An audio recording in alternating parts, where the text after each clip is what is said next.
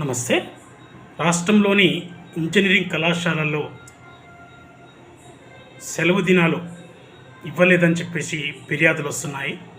అందులో భాగంగానే మెడ్చల్లోని గౌడెల్లి విలేజ్లో ఉన్నటువంటి ఇతం కాలేజ్ దసరా మరియు బతుకమ్మ సెలవు దినాలను ఇవ్వకుండా కాలేజీని నడుపుతున్నటువంటి ఇతం కాలేజీ పైన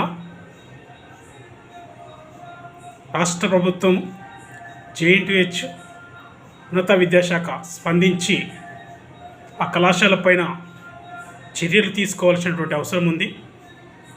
ఎందుకంటే JNTH అకాడమిక్ క్యాలెండర్ చూస్తే సెప్టెంబర్ 29 నుంచి అంటే ఈ రోజు నుంచి అక్టోబర్ 4 వరకు సెలవులు ఇవ్వాలని చెప్పేసి అందులో ప్రత్యేకంగా తెలియజేయడం జరిగింది. మరి JNTH అఫిలియేషన్ ఉన్నటువంటి ఇతం కళాశాల సెలవులు ఇవ్వకుండా అధ్యాపకులను ఇబ్బందులు పెడుతూ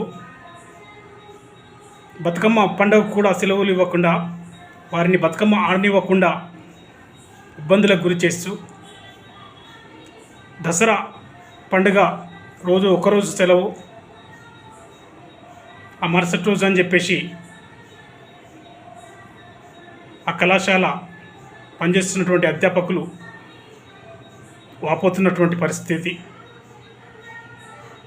ఒకటే ఆలోచించాల్సినటువంటి అవసరం ఉంది. కళాశాల తెలంగాణ రాష్ట్రంలో ఉంది. మరి రాష్ట్రంలో ఉన్నటువంటి కళాశాల తెలంగాణ ప్రధానమైనటువంటి ముఖ్యమైనటువంటి అతిపెద్ద పండుగ దసరా పండుగ మరియు బతుకమ్మ పండుగ.